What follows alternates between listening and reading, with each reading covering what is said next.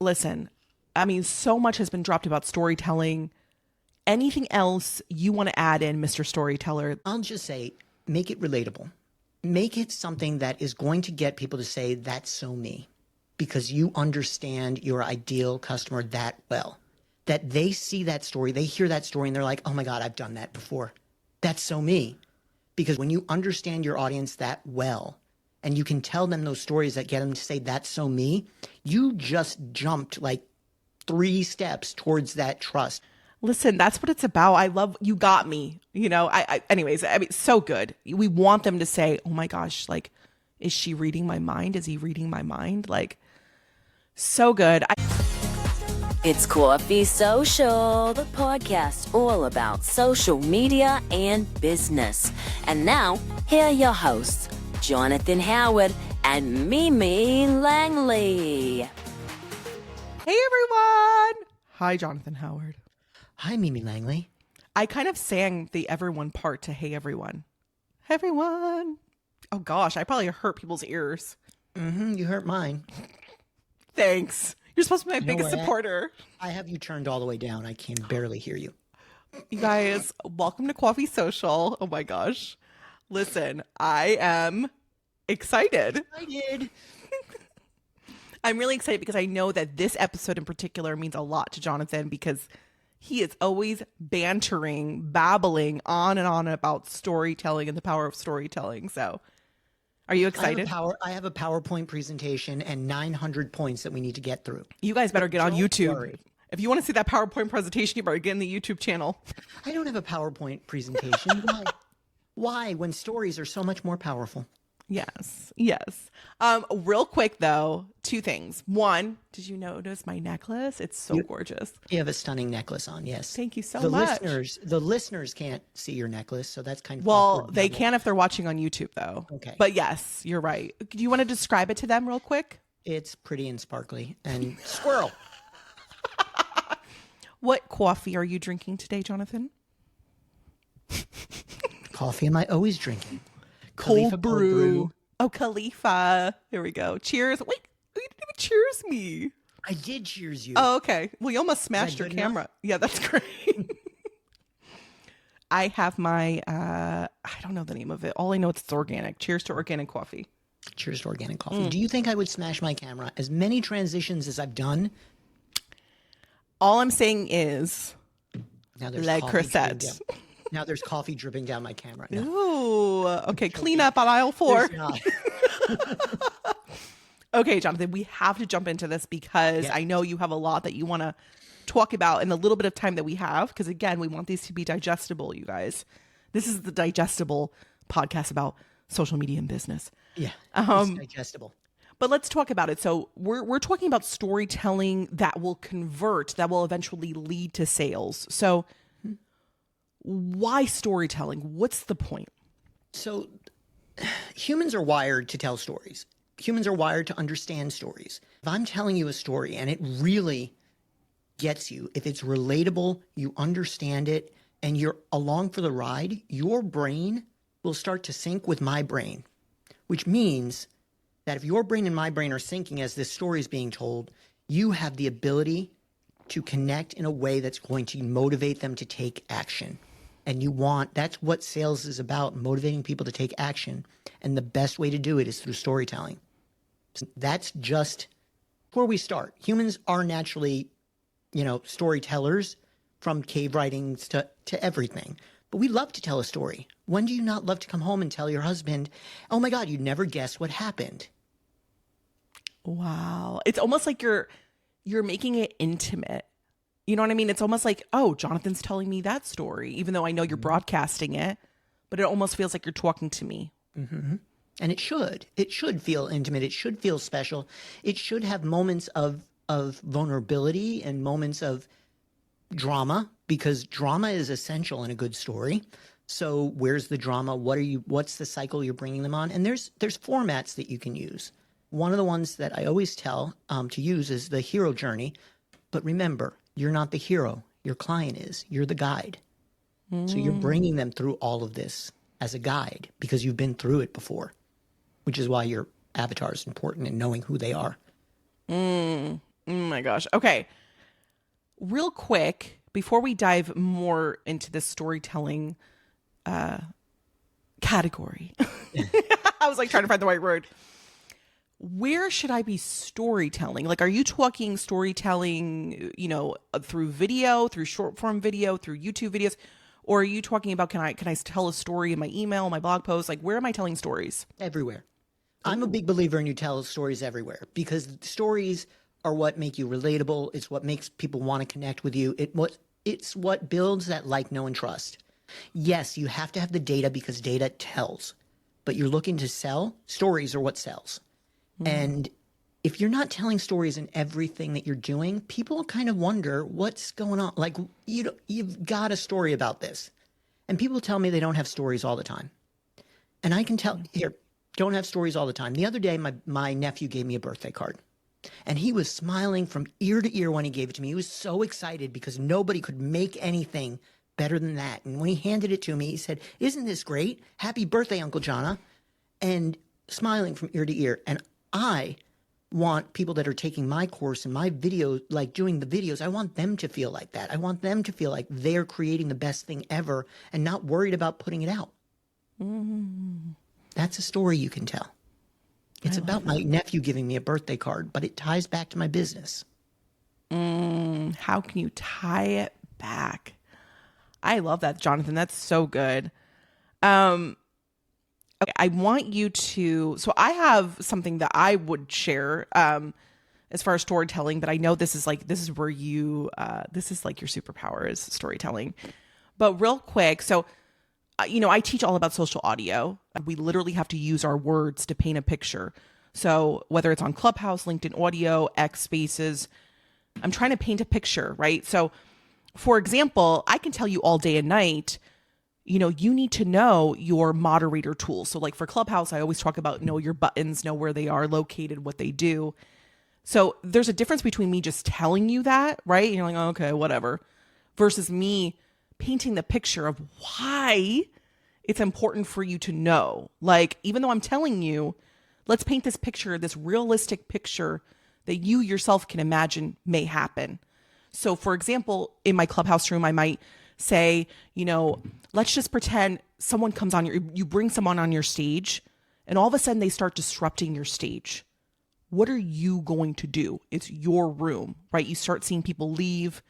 How can you handle this situation, right? And that's when I throw in, oh, I know the moderator button and where it's located. So that would be kind of an example, very quick story, but it reels them in. Like they can actually picture themselves there in that moment.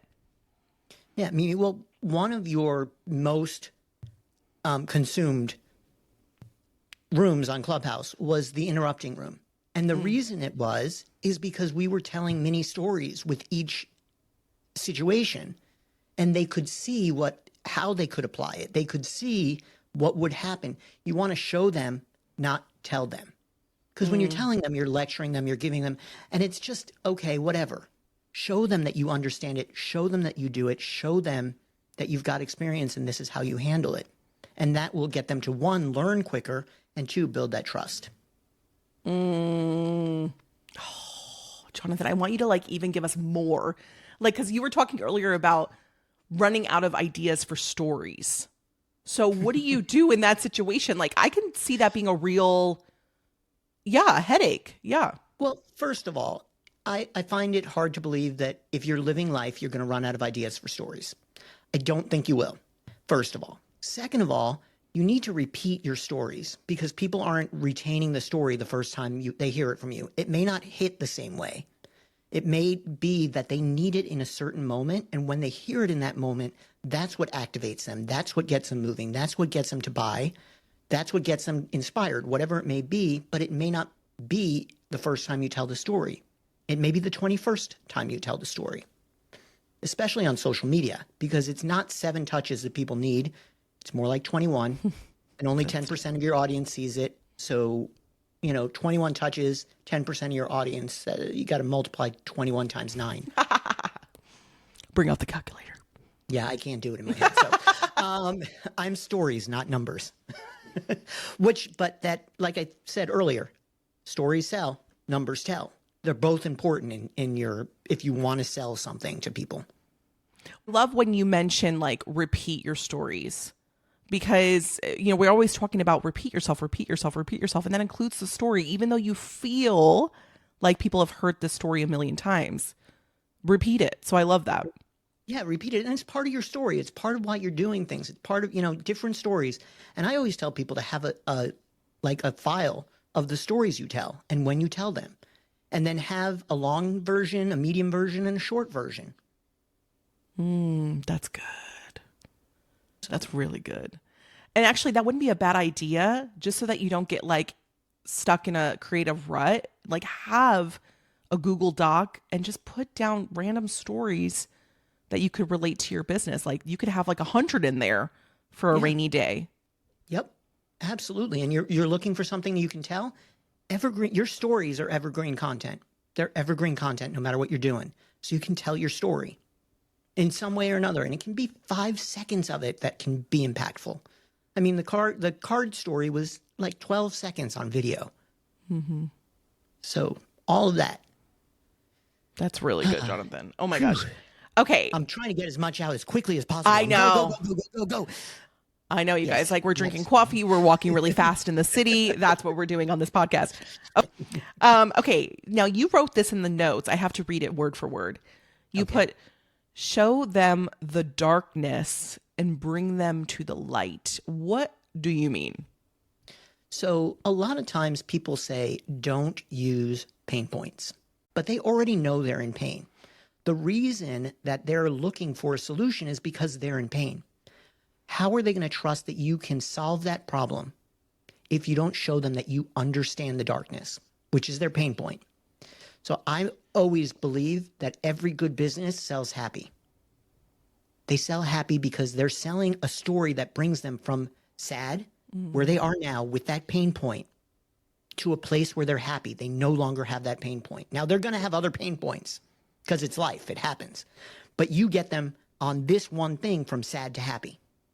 And how do you sell happy? It's what you're doing to get them to their desired outcome. So you need to tell a story that paints the picture of this. And if you don't talk about the pain point, they don't trust you because they don't know that you know how to get rid of the pain point. Let me give you an example. I help successful female coaches show up on video. Now, when they come to me, a lot of times they're struggling with visibility fears. They're worried that somebody is going to realize they're a fraud because they're showing up on video. They're worried that somebody's going to, leave them behind in some way or another. Now, the only way to get rid of that fear is to do it. So I have to show them the point where I was when I was afraid to do video and tell that story, because I was afraid to do video. I didn't do video until 3 years ago. And in that point, my business was failing. And I understand I wasn't growing. I wasn't doing the things I needed to do. So I started and I did a live video challenge. And in that live video challenge, I went live 100 days in a row. Practice. That's a lot builds of days. The confidence. Practice builds the confidence that you need in order to show up. And that's what they need in that moment. They need to know that it can be done. And it doesn't have to take 100 days. And I walk you through what you need to do to start doing it. But it's that first 8 seconds of confidence is what you need. Okay, Jonathan, I don't want to cut you off, but I do, because I want you to, how are we bringing this to life? So the story that you just told us, how are you putting that in, because I know you do a lot of video. How are you putting that into video? Can you just kind of give us a quick overview of what the video looks like? Well, that video could look in a lot of different ways. You could literally just tell the story to the camera. When I first started my business, I wouldn't show up on video. And here's why. I didn't like the way I sounded. I didn't like all these things, but my business was failing. And I needed to figure out a way to make it work. So in order to do that, I did this live video challenge. And that's where it changed. My Facebook group went from 30 people to 400. My number of people that were contacting me to help them went like through the roof. All those things that happened because of that shows them the desired outcome that they want. So darkness, happiness. Sad, happy. I don't know if you can see my hands on YouTube. Sad, happy. And your you're red bringing pen. them- yeah, and my red pen. You're bringing them along for that ride. You're showing them what they can do. Now, you could also do it with graphics. If you're not, which I think you should be showing up, but, show them the darkness. What does it look like? What are they feeling like? What is their emotion in that moment? And this is, while I simplify it and say sad to happy, is it frustrated? Is it overwhelmed? Is it panicked? Is it what is it? And what's causing that? And then how do they get to that happiness, and what's their desired outcome that is happy? Is it having more time with kids? Is it, all that stuff, individual basis, but when you overarching, sad to happy. So show them what darkness looks like, and then show them what their desired outcome looks like. I love this because in my mind, and maybe you who's listening in or watching in, I was thinking, okay, if I'm telling a story now, if I'm doing on video, because again, if you're doing social audio, it's like all you have to work with is your voice and the words you're using. But with video, I was thinking, oh my gosh, this has to be a big production, we've got to have this. We have to transition and show this, footage of me doing this. So in my mind, I was thinking that's what you were doing. But I love the idea too, because again, we're telling the same story multiple times, like Jonathan mentioned. And so I like the idea of literally just keep it simple. You could even just talk to your camera and tell them the story like that. Yep. Yeah, absolutely. So right now I can tell the story to my camera, and I can put it into the captions app, and it will add photos, transitions, zoom in, and other things to it if I want to, automatically. And then I can choose the ones I want to keep and delete the ones I don't want to keep. Okay, wait, hold on. Okay, well, that's AI. Oh my gosh, we need to do an episode about AI. I'm so stinking excited because I don't know if you saw my jaw dropped. I'll send you a video you can post it on the link here as well. I'll send you a video that I'm going to post. I mean, it probably by the time this airs, it may be old AI by then, but I'll send you a video that I recently did that I told the story, and it came up with all the different things for it. Wow. You know what my question's going to be, right? It is free. You knew what I was going to ask. I always ask, how much is this? It's free? Okay. I mean, there's always an upgrade, but it's free. Listen, I mean, so much has been dropped about storytelling. Anything else you want to add in, Mr. Storyteller? Like any last minute, maybe piece of advice, last minute example of a story that someone can tell before we wrap it up today? I'll just say, make it relatable. Make it something that is going to get people to say, that's so me, because you understand your ideal customer that well, that they see that story, they hear that story, and they're like, oh my God, I've done that before. That's so me. Because when you get that good, when you understand your audience that well, and you can tell them those stories that get them to say, that's so me, you just jumped 3 steps towards that trust where you need to be in order to get them to buy. When you get them, they're more willing to buy. And remember, you're somebody's favorite celebrity. Am I your favorite celebrity? No, you're somebody's favorite celebrity, though. Thanks, because they're watching you. They're watching you. They may not even be commenting, saying anything. They're watching you, though, and they want to see what's going on. I love that. They want to connect with you. Listen, that's what it's about. I love, you got me, anyways, I mean, so good. We want them to say, oh my gosh, is she reading my mind? So Jonathan, this was a lot. It was really good though. Honestly, let us know what you guys are thinking in the comments. If you have any questions, especially for Jonathan, let us know what you're thinking. Just drop all your thoughts in the comment section. Jonathan, what is your favorite thing you like to tell people at the very end of our episode? I love to tell people that they need to make sure that, because Mimi is very sad in life, and it really is very, very difficult for her to go day to day without getting her 5 stars reviews. So if you could, please, because we don't want Mimi to be sad anymore, cue Sarah McLachlan. Oh my gosh, do not. That always makes me cry. Wait, in the arms of the angel? Yes. We don't want Mimi to be sad anymore. We need to make sure that she gets her 5 stars. So make sure that you rate the podcast if you enjoyed it. 5 stars, write a review anywhere that you listen to podcasts. Can we please get Sarah McLachlan on this podcast? Please. We'll work our magic, you guys. We're going to do this for you. Also, we're on Instagram, so definitely check Instagram for updates. We'll put all of our social links in the description for you guys. And so obviously subscribe to YouTube because we're fun to look at, right, Jonathan? I think we're fun, especially this necklace. It's just the necklace, yeah, and your scarf the last episode, and who knows what's coming up next episode. I know. Thank you, everyone. Oh, the most important question to ask before we go is: Are you Team Mimi or Team Jonathan? And if you don't vote Team Jonathan this week, come on, Team Mimi. All right. Thank you guys for listening and watching. Bye, Jonathan Howard. Bye, Mimi Langley. Bye, guys.